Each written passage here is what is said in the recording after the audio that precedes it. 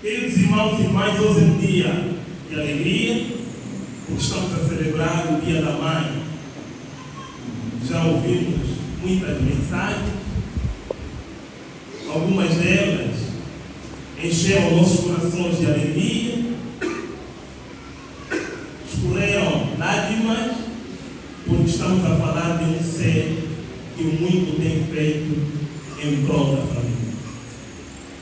E nós então escolhemos aqui uma história de uma família para podermos tirar algumas lições neste dia celebrativo das mães. Uma família que vivia em Belém de Judá, uma cidade pequena, na época dos juízes. O texto bíblico diz que havia fome. Havia fome em Belém. E o patriarca desta família, Elimelec, com a sua mulher Noemi, e mais 2 filhos, Malom e Quilion, resolvem então fazer uma deslocação para uma terra em busca de subsistência, em busca de mantimento, em busca de oportunidade para garantir o pão de cada dia da família.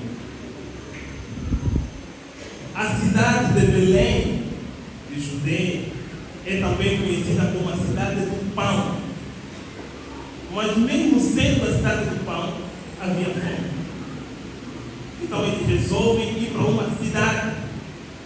E essa cidade chama-se Moabe. E Moabe é conhecida como uma cidade pagã. Uma cidade que servia a deuses pagãos. Não serviam o Deus vivo. Mas é exatamente nessa cidade onde eles foram à busca do sustento. Chegando na cidade, tempos depois, o pai da família, Elimelec, morre. E os seus 2 filhos casaram-se por 2 jovens moabitas. 2 jovens de uma cidade pagã. 2 jovens que não serviam ao Deus vivo. Casaram-se. Volvido a algum tempo, a Bíblia diz que Noemi e as suas noras coabitaram naquela cidade cerca de 10 anos.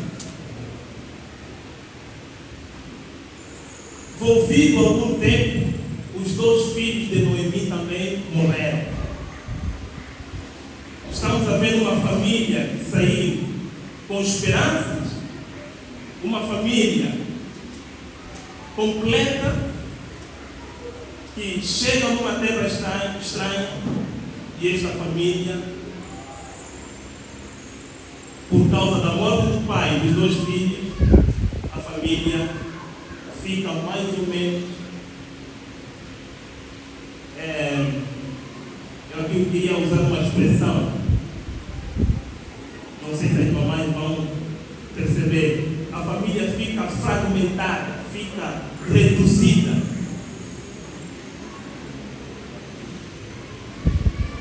Ficaram 2 mulheres, a sogra e 2 noras. Noemi, que era a sogra, ouve que na sua cidade, em Belém, Deus havia visitado a cidade. Nós temos cantado quando Jesus está passando por aqui, tudo se transforma. A alegria vai, ou melhor, a tristeza vai e a alegria vem. Então Noemi ouviu que Deus passou por lá. E aquela cidade que já estava carente por algum tempo, Deus trouxe a abundância. Então Noemi resolve voltar para a sua terra. Só que as 2 noras também decidem ir com ela. E começa a caminhar. começou a caminhar, Noemi olhou para as suas noras e disse: convém ficar. Convém ficar. Voltem para vossas mães. Voltem para os vossos deuses. Arranjem outros maridos e deixem-me seguir. Houve choro. As duas mulheres choraram. Ou melhor, as três mulheres choraram. Mas elas decidiram continuar a caminhada até Belém. Ela volta a interpelar Noemi, dizendo-lhe: é melhor voltar. É melhor voltar para a vossa terra. Então, uma das noras beijou a sua sogra e regressou. Essa nora chama-se Orfa. A outra, Ruth, decide continuar a marcha com a sua sogra. E ela faz uma declaração. A melhor declaração que a Bíblia retrata, expressando o amor incondicional entre uma nora e uma sogra. Podemos ler no versículo 9. Não misto. Versículo 9. O Senhor vos dê e achei de descanso, cada uma em casa de seu marido. E beijando-as, elas levantaram a sua voz e choraram. Deixe. E disseram-lhe: certamente voltaremos contigo ao teu povo. 11. Porém, Noemi disse: tornai, minhas filhas, por que irias comigo? Tenho eu ainda no meu ventre mais filhos, para que vos fossem por maridos. Ok. Podemos parar por ali, mas deixa eu continuar. Noemi insistiu para que as suas noras regressassem, mas Ruth apegou-se a ela e fez das belíssimas declarações de amor. Queremos aqui tirar algumas lições. A primeira lição é que quando as três mulheres choraram, elas não só choraram aquele momento triste de separação que poderia acontecer, mas também choravam as mortes dos seus companheiros. Choravam as mortes dos seus companheiros. Naquele tempo, quando um homem, um pai de família morresse, a família sofria bastante, porque do homem era a responsabilidade da providência do lar.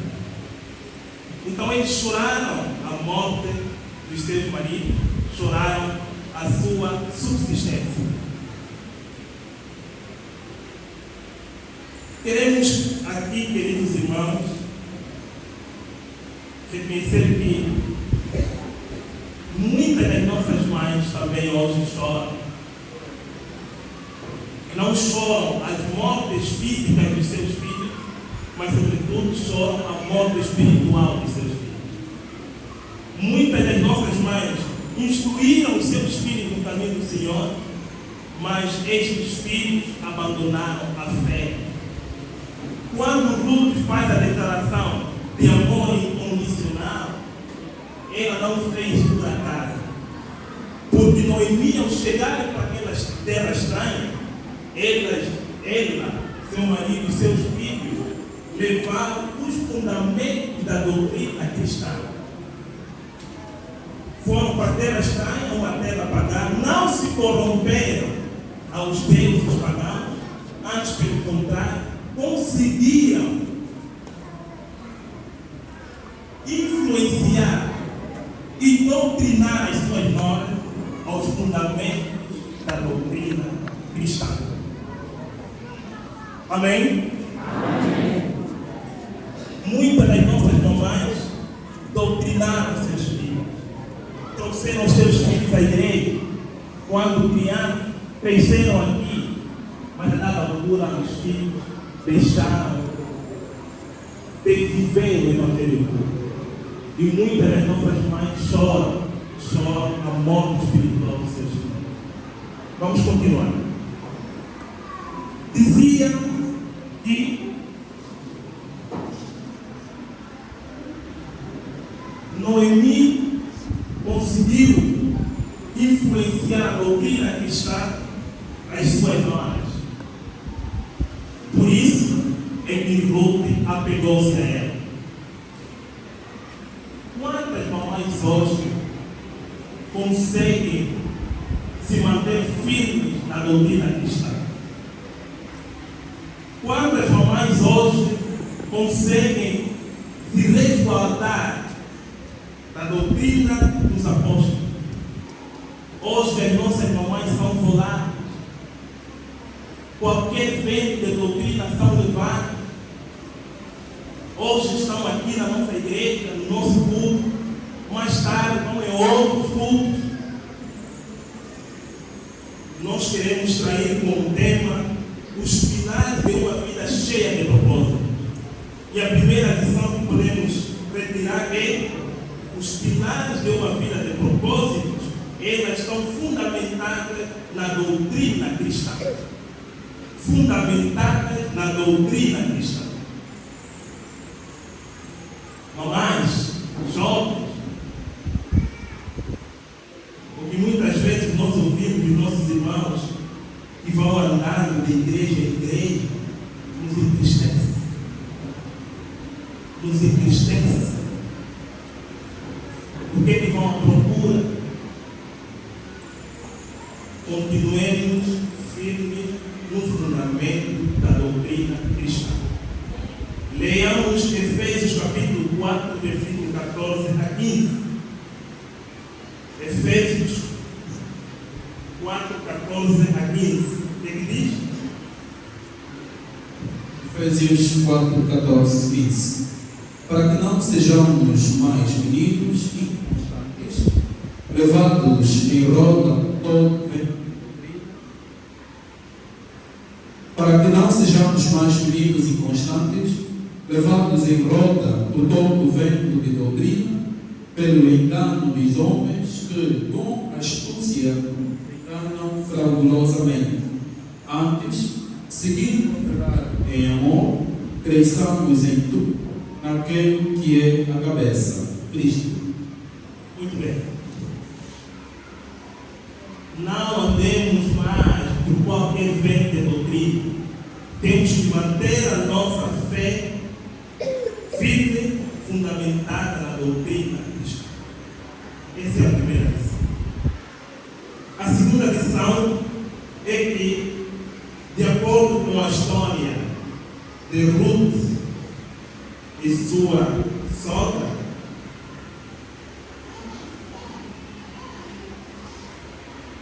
o segundo pilar que podemos aqui ressaltar está fundamentado no amor incondicional. Ruth decidiu continuar a caminhada com a sua sogra. E desta caminhada, quando chegaram até Belém, Ruth foi fazendo alguma reforma do que sobejava das lavras para o mantimento da casa. Porque naquela época figurava uma lei. Quando alguém tivesse uma lavra, fazia colheita, aquilo que restava devia ser reservado para os pobres e para as viúvas. E todo agricultor respeitava esta lei. Então Ruth foi nas lavras para buscar aquilo que restava. E ela acabou por ir fazer colheitas na lavra de Boaz. Boaz era parente de Elimelec. E também naquela altura, quando um homem morresse, a sua mulher poderia casar-se com um parente mais próximo para garantir o quê? A continuidade da família. Então, Ruth acabou por receber uma orientação de Moab para que de Noemi, para que Boaz fosse o resgatador. E assim aconteceu. Moab foi o resgatador, a família casou-se com Ruth e dela tiveram um filho chamado Obed. Esse Obed é avô do rei Davi. Obed nasceu Jessé e Jessé nasceu Davi, da mesma linhagem onde nasce o nosso Senhor Jesus. Meus queridos irmãos, os pilares de uma vida de propósito, ela está fundamentada no amor incondicional. E Ruth foi o que fez. Ela amou a sua sogra, porque ela conviveu com a sua sogra, aprendeu com a sua sogra. Não só a doutrina cristã do ponto de vista teórico, mas também do ponto de vista prático. Ela era uma mulher de virtudes, era uma excelente sogra. Hoje, irmãos e irmãs, que tipo de sogra são? Que tipo de sogra hoje são? Que tipo de mãe hoje são? Conseguem tratar de forma igualitária todos os filhos? Ou há filhos de primeira e filhos de segunda? Aquele que dá é filho de primeira, aquele que não dá é filho de segunda. Aquela nora que oferece é boa nora, aquela que não oferece é uma má nora. Que tipo de sogra a minha mãe é? Que tipo de mãe a minha mãe é? Noemi era uma excelente mulher, mulher de princípios. Por isso, Ruth não a abandonou. Não a abandonou. E Ruth tinha motivos suficientes para deixá-la seguir o seu caminho. Amor incondicional. E aqui esse amor incondicional aponta para Jesus. Aponta para Deus. Porque Deus amou o mundo de tal maneira que deu o seu Filho unigênito. Para quê? Para que todo aquele que nele crê não pereça, mas tenha vida. Precisamos, minhas queridas mamães e irmãs, desenvolver amor incondicional. Tratar todos de forma igual. Quer os filhos, quer as sogras, noras, quer os genros.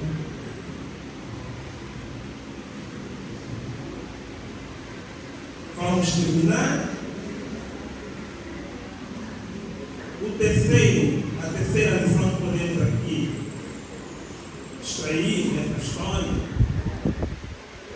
o terceiro pilar de uma vida cheia de propósito é: temos de olhar para Cristo como nosso resgatador. Aquela ação protagonizada por Boaz em resgatar aquela família sofrida, uma família que saiu de Belém completa à procura de sustento e volta incompleta. Uma família que sai cheia de esperança e volta sem esperança. Deus providencia um resgatador. E esse resgatador chama-se Boaz. E esse resgate aponta para Cristo, que é o nosso grande redentor, o nosso remidor. Podemos ler 1 Pedro 1, 18 a 19. Vamos ler em casa. Tudo bem? Está ao longo. Os pilares de uma vida cheia de propósito. Primeiro, ela se fundamenta na doutrina bíblica cristã. Não podemos ser volados.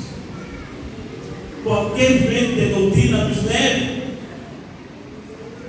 Vamos à procura de orações jejums e orações que não resolvem nada. Mas nós aqui, quando dobramos o nosso joelho, Deus atenderá a nossa pessoa. Não é um tom de voz. Não é um tom de voz. Mas é o coração de quem suplica, de quem adora. Então temos que nos manter na doutrina cristã. O segundo pilar, amor incondicional. Amor incondicional. O terceiro pilar é olhar para Cristo como nosso grande inimigo. Não importa as dificuldades como que passamos. São muitas. Nós vimos aqui, dor no coração, ver as nossas mamães a zungar, mas isso parece um teatro, mas reflete o dia a dia de muitas mamães, de muitas mulheres. Isso dói. Mas elas vão à procura do sustento numa cidade cheia de incertezas. Não há muitas vezes o que comer, não há o que oferecer à família. Porque estamos a viver de crise atrás de crise. Mas mesmo diante das crises, temos que acreditar que o nosso Senhor Jesus Cristo pode transformar as nossas tristezas em alegria. Pode nos redimir, pode nos retirar do poço e colocar os nossos pés sobre a rocha e firmar os nossos passos. Temos que acreditar que o nosso Deus é um Deus bondoso, é um Deus amoroso. E a seu tempo, Ele irá transformar as nossas tristezas em alegria. Que Deus abençoe a todos e faça-nos refletir